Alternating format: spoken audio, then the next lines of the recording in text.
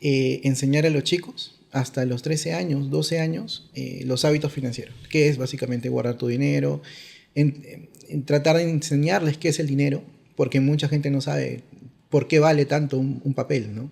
Es más, cuando uno dice finanzas personales, a mí la palabra finanzas me hace acordar a mi libro de álgebra Baldor, ¿no?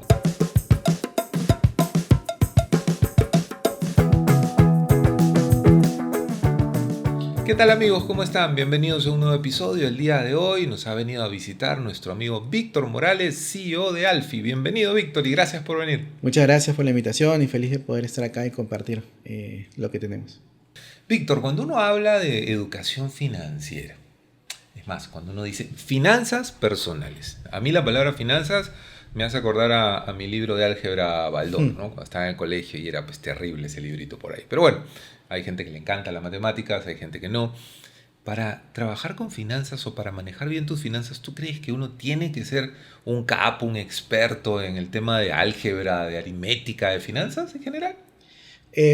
No, de hecho es más una cuestión de hábitos, de hecho aprender a ciertas cosas que se van haciendo en tu día a día, a modelar nuestro comportamiento hacia buenas decisiones, ¿no? Básicamente las finanzas, la educación financiera se puede resumir en tomar buenas decisiones para poder vivir mejor, ¿no? Entonces, vamos a romper un mito que todo el mundo tiene. No tengo que ser bueno en matemáticas, ni tengo que saber de finanzas. Lo que tengo que tener es, vamos a decir, criterio para adecuar mis hábitos, porque no todos tenemos obviamente el mismo tipo de hábitos y a no todos les van a servir también los mismos hábitos, para poder manejar mi dinero, ¿correcto? Sí, algo tan que suena simple, pero igual el criterio es muy complejo, ¿no? Es que ahí viene lo difícil, pero justamente por ahí yo trato de ponerlo fácil, pero de ahí viene la parte que es más complicada. ¿Cómo sabemos qué criterio es bueno o cómo sabemos qué criterio es malo? Vamos a poner un ejemplo muy sencillo.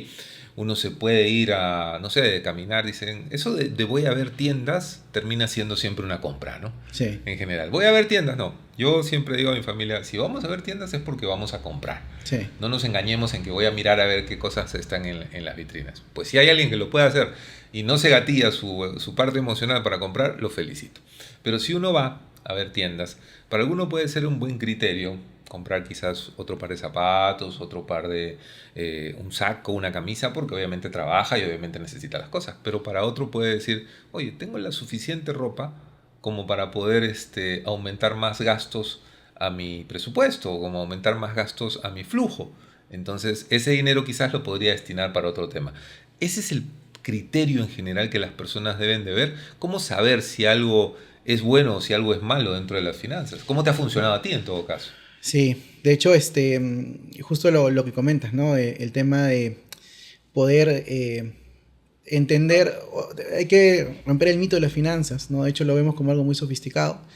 Y eso, llevarlo a algo, un tema muy sofisticado, pensar que es algo que es muy matemático, muy difícil, nos lleva a cometer malas decisiones, ¿no? Si yo pienso que las finanzas o la educación financiera es para gente que tiene 3 MBAs o es una gente ejecutivos, de ahí es más fácil para mí decir, no, entonces yo tomé una mala decisión porque no tengo esos conocimientos, ¿no? Pero sí, es algo más simple, es algo de hábitos. De hecho, yo lo llevo nosotros atendemos a zonas rurales, inclusive. Hay un caso de una señora que tiene cerca de 70 años que atendimos en El Salvador. Ella organizaba a su comunidad. Ella no tiene MBAs, no tiene, con las justas llegó a tener secundaria, porque vivían también con el asedio de los maras, salvatrucha, en ese momento en El Salvador. Ella cuidaba a su comunidad, eran una organización de productores. Y ella, finalmente, cuando llegamos con educación financiera a su comunidad, ella reflotó su producción agrícola con conceptos básicos de ahorro, guardar dinero, generar metas. Y por el otro lado tenemos a grandes ejecutivos con 5 MBAs que llevan a la quiebra a sus empresas. Esos son mis clientes, no te metas con ellos. Pero, o sea, tenemos ambos casos. De acuerdo. La educación financiera o las buenas decisiones no se miden por los cargos o el estudio que tengo, sino por los hábitos, algo muy simple como los hábitos que puedo generar en el día a día, ¿no? Para que las personas lo tengan más claro, ¿no es cierto? Vamos a hablar, una cosa es la educación profesional y otra cosa viene a ser la educación financiera.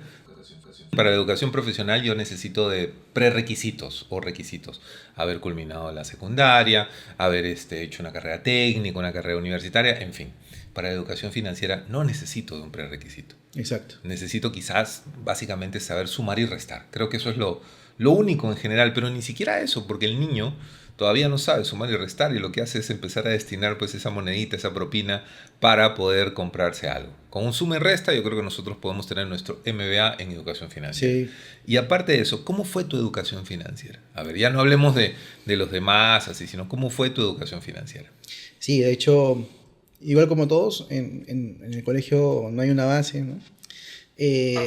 Pero sí fue viendo justamente casos de mi familia, casos de mis papás, mis abuelos. De hecho, empezando desde mis abuelos, el tema justamente de llevar una previsión a futuro para de hecho tener justamente no depender de nadie en una vejez, poder tener una jubilación buena y demás, justo en ver mis abuelos también ese sentido, el cómo puedo generar ahorros yo mismo. Mi papá de hecho quedó huérfano desde muy pequeño, desde Paruro, en Cusco, y él tuvo que ingeniárselas para sobrevivir. Entonces, buscar nuevas fuentes justamente de dinero, cómo provisionar, cómo cuidar mi dinero y cómo generar más. Esos ejemplos de vida me llevaron a poder trasladar eso a las personas también, ¿no? De acuerdo. Y dime, ¿el dinero para ti es importante? De hecho, es importante, sí. Es muy importante porque vivimos en un sistema financiero. Y aunque no queramos, vivimos en ese sistema financiero hasta que China tome sea la primera potencia y se bloquee y haga un cambio en el sistema. Pero hasta entonces, hasta que pase eso, de hecho, vivimos en un sistema financiero y tenemos que aprender a jugar ese monopolio en el que estamos inmersos, ¿no? Claro, porque en general, o sea, hay que romper algunos mitos, ¿no? Hablar de dinero no debería de ser complejo. Y hablar de dinero no significa preguntarte, Víctor, cuánto ganas o cuánto gastas. O sea, eso no es hablar de dinero. Eso es ser metiche y preguntarme y meterme en tus finanzas. No. Sí. Hablar de dinero es cómo este dinero puede usarse de una mejor manera, en líneas generales, y cada uno lo va a adaptar a sus hábitos. Cómo es que el dinero puede empezar a pasar de ser un ahorrador a un inversionista. Cómo es que el dinero me puede servir, como tú lo has comentado hace un momento con esta señora de la parte agro, cómo me puede servir para potenciar mi negocio o potenciar mi pequeño capital de trabajo que pueda tener. O sea, hablar de dinero es necesario. ¿Tú crees que en el Perú se ve hablar de dinero de una manera normal o cuál es tu opinión respecto a eso en función a la experiencia que tú tienes? Sí, yo creo que el Perú es un caso muy particular en la región. Totalmente, sí. Porque de hecho, parte de dónde venimos. Y el peruano viene de 5.000 años atrás, de cultura, de generar. Tenemos quipus, que es la educación financiera, si se quiere, inicial en toda la región. Tenemos una cultura que no tienen otros países en Latinoamérica, si se quiere, por ahí México, pero inclusive nosotros tenemos un sentido de comunidad inclusive un poco más grande. Y de ahí partimos justamente con una casuística muy diferente en Perú. Yo creo que acá el mismo sentir que tenemos, eso que no tienen los demás, nos hace ser emprendedores, nos hace ser un poco más, dar un paso más hacia o enfrentar el sistema financiero de una forma diferente. Creo que sí, obviamente falta mucho por hablar. Es un tema tabú, que se hizo tabú en los últimos años, el tema de hablar de dinero. La inseguridad igual nos lleva hacia eso, a querer mantener un perfil más bajo. Pero sí, hay muchos pasos que dar en el Perú para poder adecuarnos a este sistema financiero, poder tomar buenas decisiones financieras, que básicamente es la premisa de la educación financiera. La educación financiera la marca la OCDE, cualquier organismo importante y que estudie estos temas. La marca como la generación de hábitos, el comportamental, lo marca como alfabetismo financiero, saber lo básico, y como en base a esas dos cosas tomar buenas decisiones. Ese paquete es la educación financiera, y partir desde saber cómo tomar buenas decisiones, que es algo que nos falta en Perú a nivel financiero, es importante también. Y en ese punto, siguiendo esa misma línea, ¿no? Desde una perspectiva personal tuya, ¿qué rol debería tener el Estado en la promoción de lo que es la educación financiera? Porque existen algunas iniciativas, no vamos a ser tampoco mezquinos en eso, pero desde mi punto de vista todavía están en crecimiento. Pero para ti, ¿cuáles podrían ser una, dos, no lo sé, las que tú quieras, cosas muy puntuales que el Estado podría empezar a implementar para mejorar la educación financiera, teniendo como consideración que si una persona aprende educación financiera, literalmente va a cambiar su vida hacia el futuro?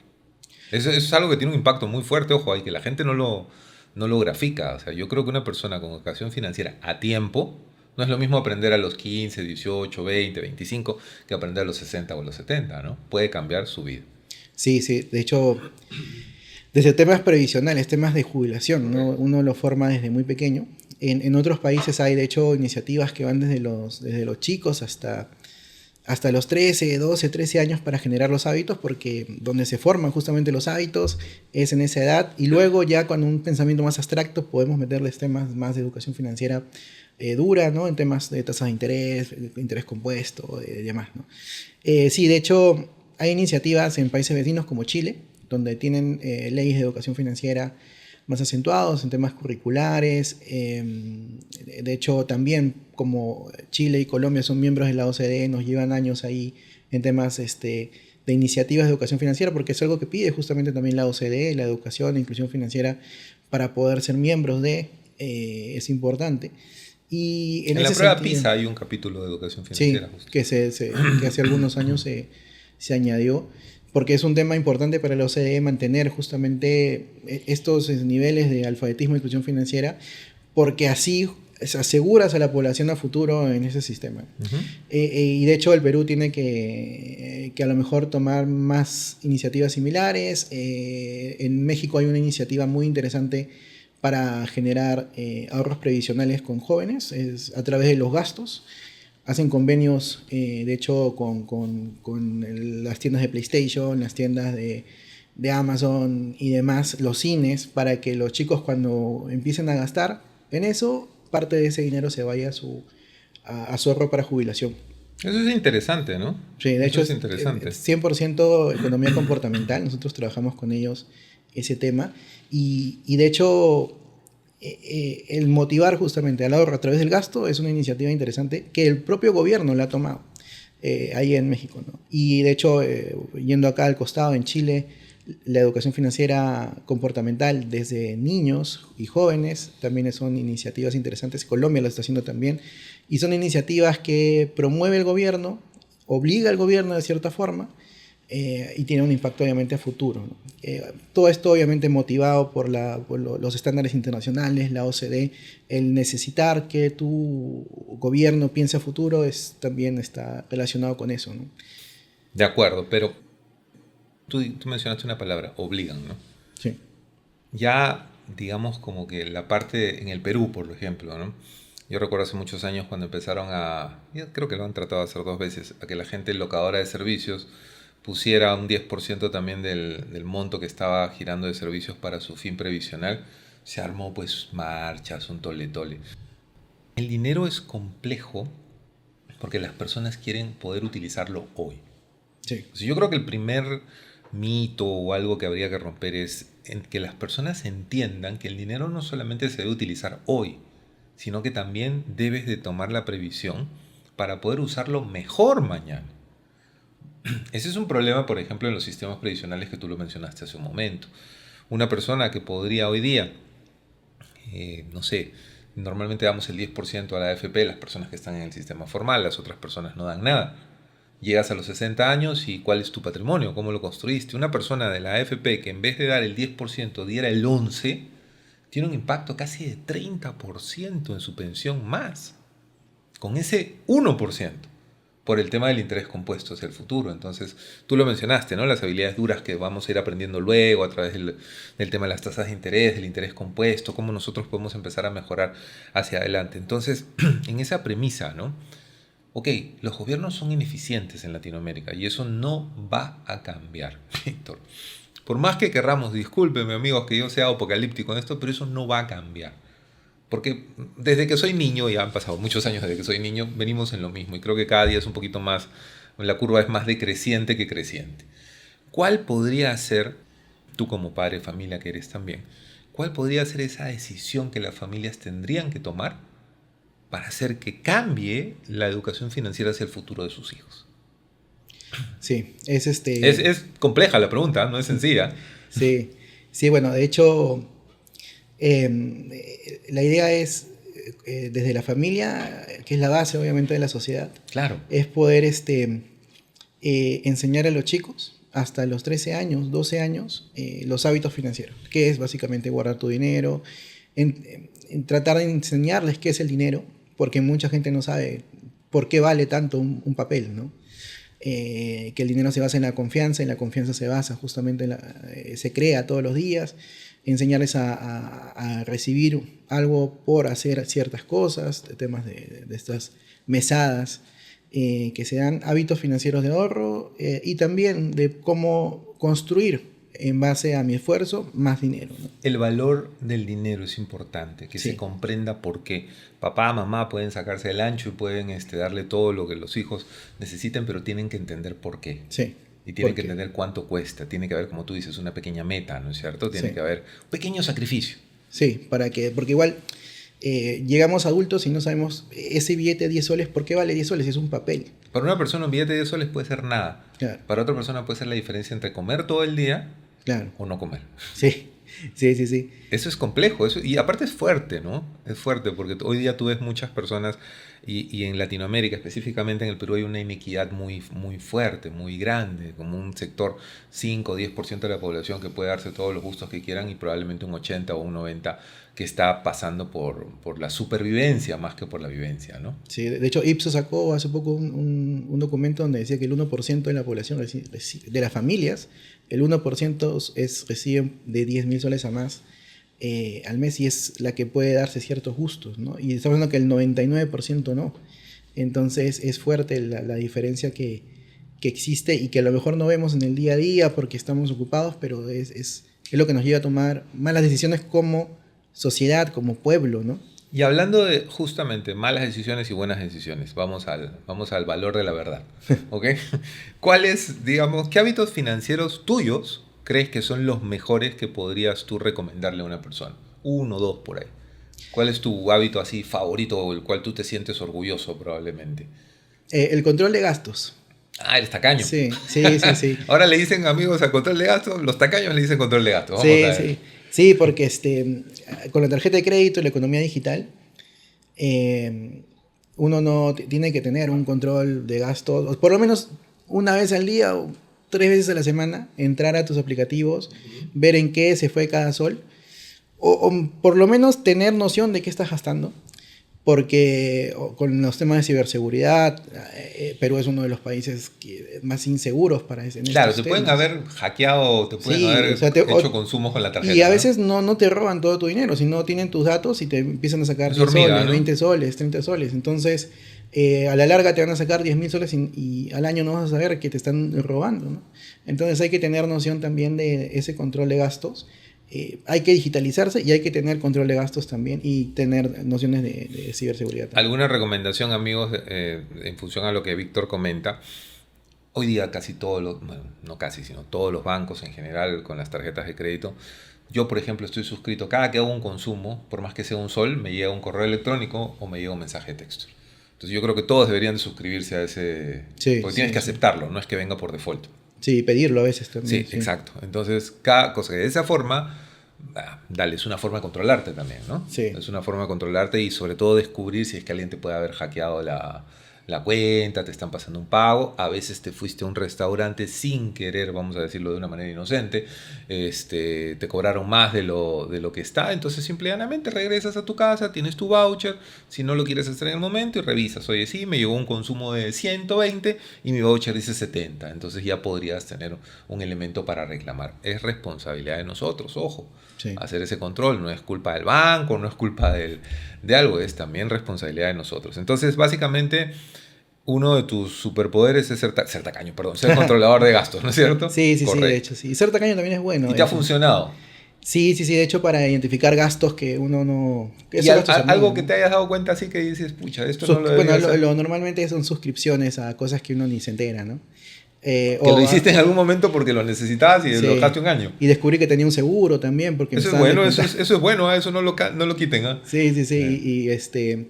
Y de ahí a veces me di cuenta que estaba suscrito a seguros de vida que ni siquiera sabía que tenía.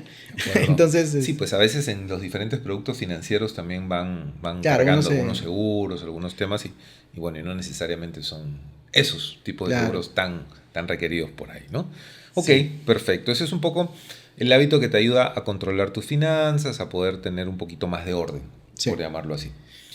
¿Cómo tomas básicamente de previsión el futuro con tus finanzas? A través justo de la inversión, ¿no? Que es Ujú. un tema... Inviertes, digamos. Sí, Ajá. invierto en negocios. No invierto tanto en inversiones tradicionales, más sexy si se quieren, en bolsa y demás, porque encuentro mayores rentabilidades en negocios propios. Ok. Entonces, por ahí sí, Cada tipo de inversión tiene su pro y su contra. sí, cada una tiene su O precio y sea, contra. cada uno, el negocio propio, la bolsa de valores, los negocios inmobiliarios, todos tienen siempre un pro y una contra. Depende, sí, de cada uno de acomodarse y sentirse más cómodo, como lo está diciendo Víctor, ¿no? A él le genera mayor comodidad el tema de emprendimientos. Sí, y de hecho, obviamente al final el emprendimiento puede tener una mayor rentabilidad justamente a la larga que una inversión tradicional. Y de hecho eso, igual, también las inversiones son un tema muy tabú en Latinoamérica, en Perú en general. Y de hecho eso hay que también desmitificarlo porque uno ve chicos de 15, de 12 años en Estados Unidos que invierten en acciones, en diferentes cosas, o hacen Porque los han emprendimientos, educado. porque están educados En justamente. el high school normalmente los profesores les enseñan lo que es el stock market, ¿no? El mercado de valores, el mercado de acciones. Entonces el niño o el chico, el adolescente, ya sabe cómo es ese sistema. Tú le preguntas acá a un chico de quinto de secundaria qué cosa es el mercado de valores, el Sí, stock market, Nueva York, Wall Street, te va a quedar mirando por ahí como, sí. oye, eso no vino en el examen, ¿no? Sí, y hay un tema de inclusión ahí, porque no es, obviamente ellos lo tienen al lado. Y nosotros, nuestra bolsa no es tan líquida. También es un tema Pequeñita, ¿no? de... Una bolsa no líquida significa una bolsa Sí, pequeñita. no es tan grande, no es tan accesible. Entonces, también los temas de inclusión, como hablamos de tener cuentas, también un tema de inclusión es que una persona en Paruro, como es donde viene mi papá, pueda comprar acciones de cualquier entidad peruana, si quiere, en la bolsa peruana. Pues eso es un tema de inclusión, porque tener acceso al mercado de inversiones debería ser también algo libre para todos. Porque así, ¿cómo queremos que la gente progrese si no encuentra rentabilidades fuera de hacer emprendimientos que es tan difícil también acá en el país, ¿no? Sí, claro, o sea, en resumen, un emprendimiento puede tener la mejor rentabilidad que existe, eso es cierto, pero también te puedes ir casi a cero, literalmente, con un Sí. emprendimiento. O te puedes quedar calvo de tanto estar Por eso, estresado. cero, cero, cero. Y puedes perder. Conversaba ayer con un amigo que me llamó para tomarnos un café y pedir un consejo.